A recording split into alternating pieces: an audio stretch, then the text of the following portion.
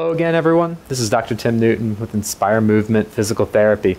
In today's video, we're going to show you some strategies that you can use for sleep if you have headaches or neck pain. So let's get to it and show you what we can do. All right, let's talk strategies for sleeping with headaches and neck pain. First and foremost, if you have a night appliance that your dentist gave you to bite down on for headaches or TMJ type pain or even neck pain, I would highly encourage you to make sure that you're using that. That can go a really long way. Also, just be aware that headaches can be aggravated by any abnormal pressure on your head.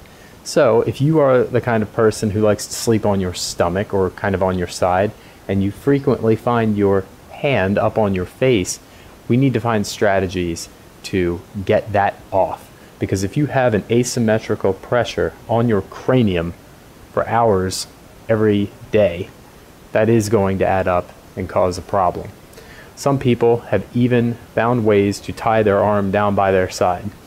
You may not need to be that extreme, but figure out a strategy that works for you to try to get yourself away from holding your head up like that. We talk about in another video some things that we can do to get tension out of our neck muscles, and I talk a little bit about how we fold pillows and position our necks to get that tension out the most.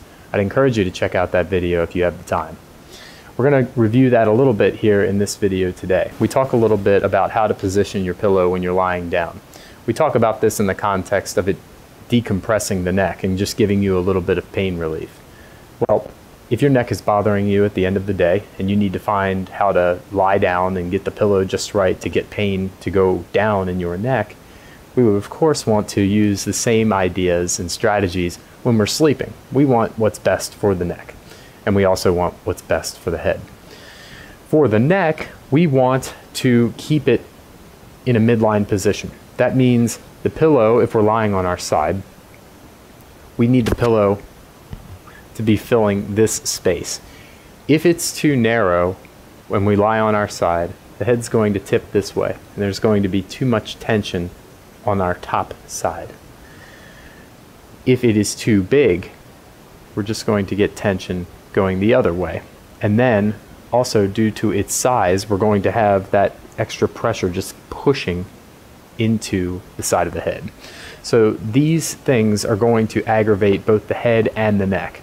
So we definitely don't want that. We need to find something that fills this space. So let's show you side lying first and how we do that. Like we did in the other video, we take the pillow, we fold it, and I'm trying to get the right depth. Now for your pillow, it's got to be the right firmness, that it gives you the support but it isn't too hard, and it also needs to be the right size where it can fit that negative space between the edge of your shoulder and the side of your head. So I've got mine folded and I'm lying down, and that feels pretty good. And I've got my neck pretty much in line with the rest of my spine. It can be tipped up just a little bit, but that's what I'm shooting for. And this pillow is not too hard. It's not pushing into my ear and the bones around that. So that's a good thing as well.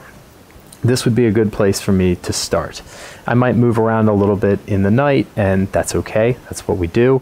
But when I wake back up, I try to get back into a position like this. I may even just do it on the other side too to kind of keep things balanced. So that's how you do it when you're lying on your side. Like I said in the other video, if you want to put something between your knees, if that also helps decompress the back, if you want to put a pillow between your knees, that's totally fine as well. Some people even have a little benefit of putting something under here. Now, we're talking about a lot of different pillows. It's a lot to keep control of. Do what works for you. I'm just throwing out ideas to give you anything that might help. Now we're on our back. So, as I said, sleeping on your stomach can be problematic for putting pressure on the head and also for torquing the neck a little bit. Ideally, we're trying to stick with either being on our backs or being on our sides, especially when things are more acute.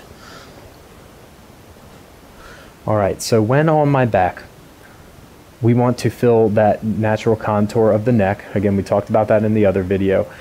So I want to bunch up things in here because I have this backward curve in the small of my neck and I want to roll up my pillow to fill that. So right now I'm very comfortable. Most of the pressure of the pillow is going in the back of my neck. It's not really pushing on the back of my head like it was before when the pillow was more flat, right? So right here I'm good.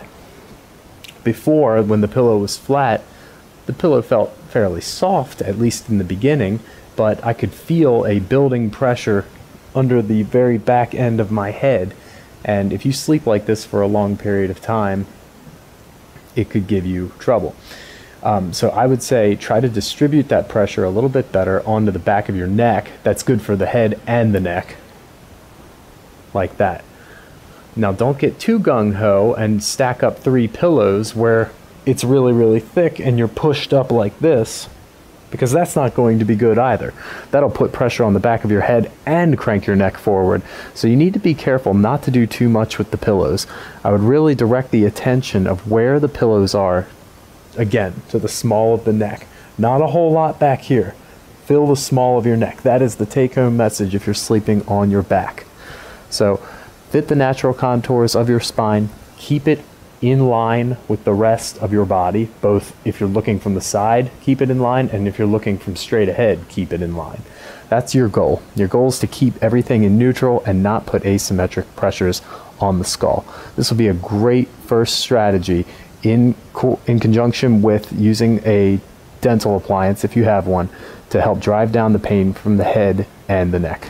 All right, so those are some things that you can do to start helping with headaches and neck pain with regards to your sleeping position.